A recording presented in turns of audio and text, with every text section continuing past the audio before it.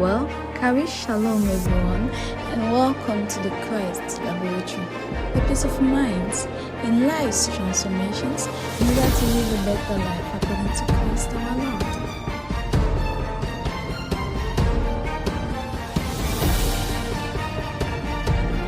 Shalom, grâce et paix à vous au nom de notre Seigneur Jésus-Christ.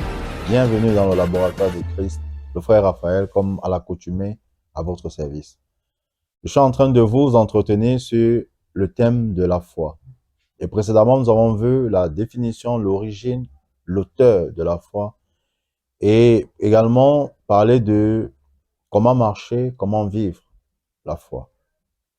Et maintenant, je voudrais faire quelques interprétations par la grâce de Dieu de Hébreux chapitre 11, de quelques personnes qui nous ont précédés, en l'occurrence Abel, Caïn et les autres.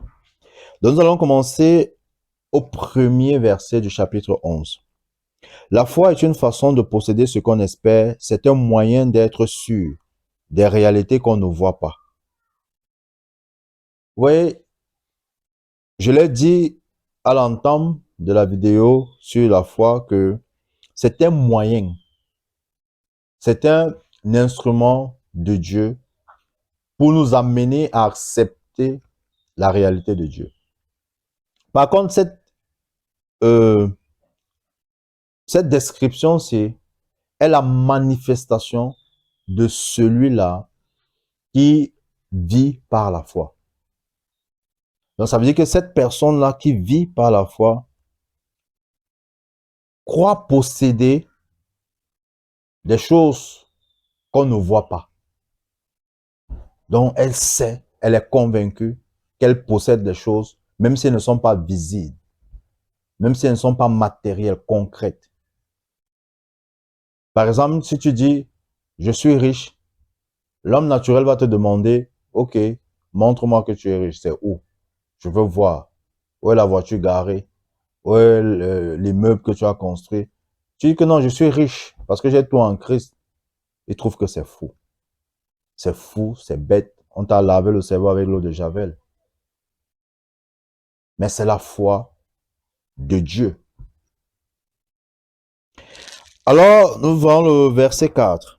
La Bible nous dit que par la foi, Abel a offert à Dieu un sacrifice meilleur que celui de Caïn. Grâce à elle, il a été déclaré juste par Dieu qui a témoigné lui-même qu'il approuvait ses dons. Et grâce à elle, Abel parle encore bien que mort. La preuve justement que Abel parle encore, c'est parce que nous parlons de lui maintenant. Mais maintenant, c'est quoi la différence? Qu'est-ce qui s'est passé pour que Dieu agrée le sacrifice, alors l'offrande de Abel au détriment de celui de son frère Caïn? Mais quand nous rentrons dans le livre, dans la Genèse, nous allons nous rendre compte que c'est Caïn qui prend l'initiative d'offrir à Dieu le meilleur de son champ, en d'autres termes les prémices de son champ, parce que lui, il était cultivateur.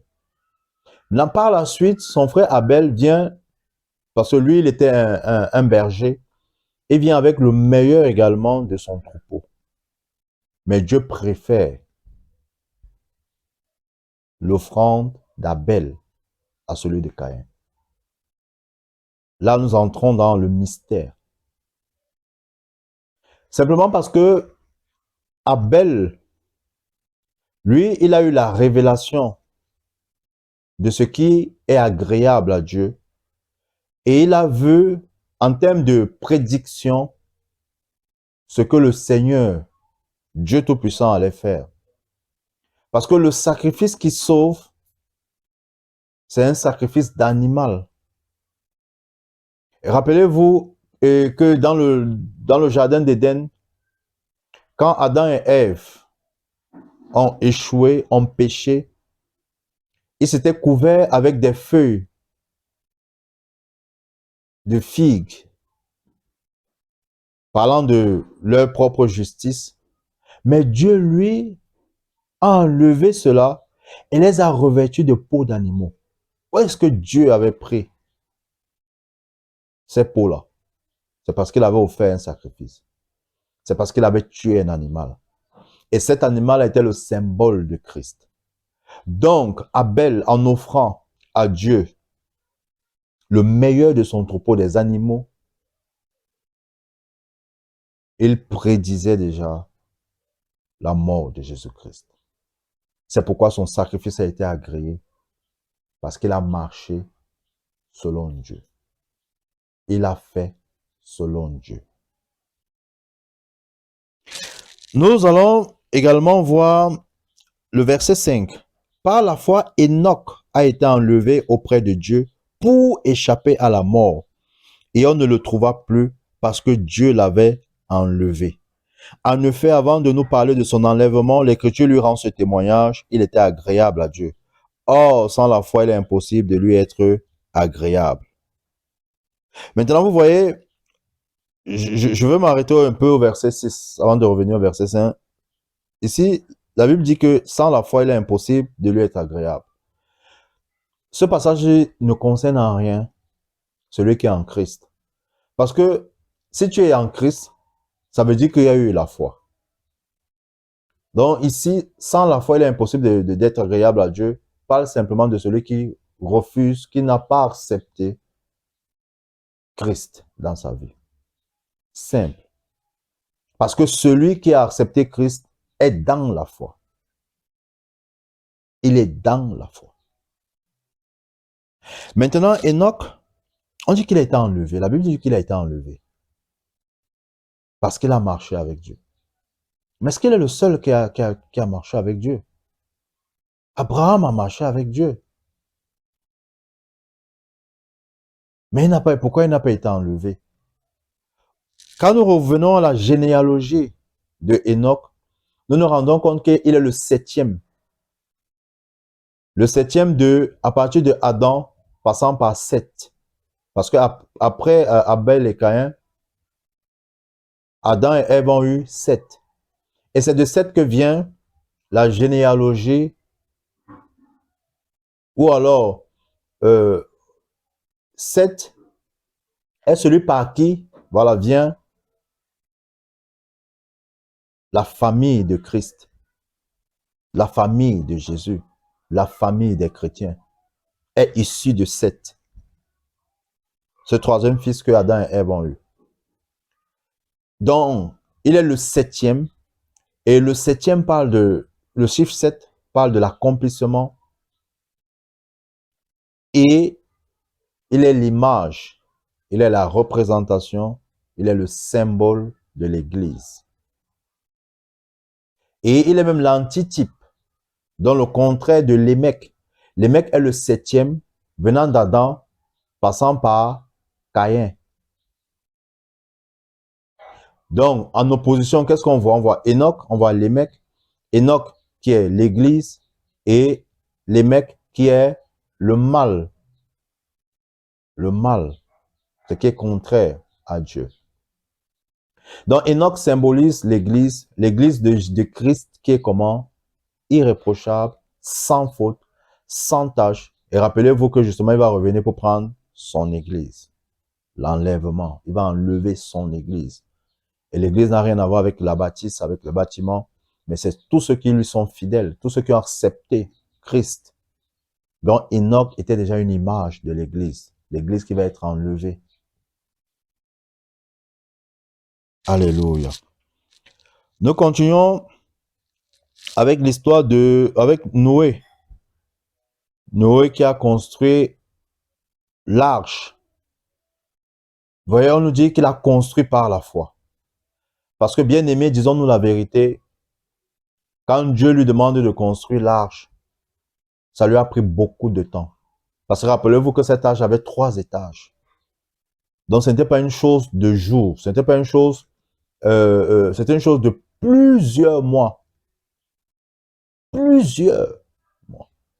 Ça, il faut la patience, il faut l'endurance. Certainement, il s'est fait mal, il s'est blessé, mais il a tenu bon. Il a tenu bon jusqu'à achever l'arche. Et vous vous rappelez que les autres se moquaient de lui. Quand il leur disait que le déluge va venir, ils se moquaient de lui. Mais lui, il a gardé la parole que Dieu lui a donnée. Il a construit l'arche. Et nous connaissons la suite. C'est que quand il est entré avec ses enfants et leurs partenaires, ainsi que les différents animaux des deux espèces,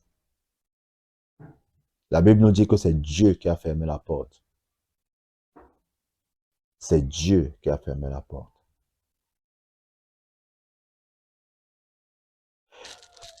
Nous allons prendre un autre exemple de Rahab, la prostituée. Parce que la Bible nous dit que Rahab, la prostituée par la foi. Donc c'est Hébreux chapitre 11, le verset 31. La Bible nous dit, par la foi, Rahab, la prostituée, n'est pas morte avec ceux qui avaient refusé d'obéir à Dieu, parce qu'elle avait accueilli avec bienveillance les Israélites envoyés en éclaireur. Vous voyez, déjà, on se pose la question de savoir, mais comment par la foi, elle a été sauvée, elle. Et n'oublions pas que elle est issue de... En fait, Christ est issu, voilà, de la descendance de Rahab, la prostituée. Maintenant, quand vous revenez à l'histoire de Rahab, dans le livre de Josué, le chapitre 2, vous allez voir que elle dit aux espions que elle sait que Dieu va leur donner le territoire dans lequel elle-même elle habitait avec tous les autres, Canaan. Et elle leur rappelle que, elle leur rappelle ce que Dieu a fait même avec Moïse. Elle se rappelle de tout ce que Dieu a fait. Et elle comprend que ce Dieu-là est puissant. Il est le tout-puissant. Elle reconnaît la toute-puissance de Dieu parce qu'elle se rappelle ce qu'il a fait. Ce qu'il a fait avec Moïse. De la puissance qu'il a déployée pour sauver son peuple de l'Égypte. Et elle dit qu'elle sait. Elle ne doute pas que Dieu va leur donner ce territoire. Maintenant, en passant, quand on parle de la prostituée, c'est pas que effectivement elle faisait la prostitution. C'est parce qu'elle était tenancière d'une auberge. Et chez les Israélites, oui, les Israélites, eux, si tu as une auberge, tu es complice de tout ce qui se déroule là-bas, de mauvais, de mal. Donc, par conséquent, on lui attribue aussi ce thème, la prostituée. Comment tu peux être quelqu'un de bien et tu as une auberge? Une auberge où, c'est vrai qu'on pense, on a toujours cette idée négative, péjorative, que c'est là où les gens vont faire les bêtises. Par contre, on peut également avoir une auberge pour les gens qui veulent se reposer, qui passent peut-être, qui vont passer un temps dans la ville et qui n'ont pas où loger. Mais comme à ce temps-là, les gens y allaient et ne faisaient pas toujours bien les choses, on l'a taxé de prostituée. Parce que c'est elle qui avait cette auberge-là. Donc, elle croit que Dieu va leur donner le territoire et elle leur dit ceci. Quand vous allez prendre possession, s'il vous plaît, ne nous faites pas du mal à ma famille et à moi. Ne nous faites pas du mal. Et je tiens à souligner que cette Rahab-là, elle est issue d'une nation païenne. C'est son mari qui avait des gènes juifs. C'est son mari qui avait des gènes juifs. Elle n'était pas, mais elle reconnaissait la toute-puissance de Dieu et savait que Dieu devait donner Canaan à Israël. Et elle dit simplement que quand vous allez prendre possession, souvenez-vous de moi et de ma famille. Et c'est ce que les espions ont fait. Ils ont accroché un tissu de telle sorte que quand ils vont revenir, ils ne font pas du mal, qu'ils ne fassent pas du mal à sa maison. C'est pourquoi on dit d'elle qu'elle a vécu par la foi. Parce qu'elle a cru en la toute-puissance de Dieu. Elle a cru que ce que Dieu a dit aux Israélites, c'est ce qui va être fait. Et c'est pour notre bénédiction.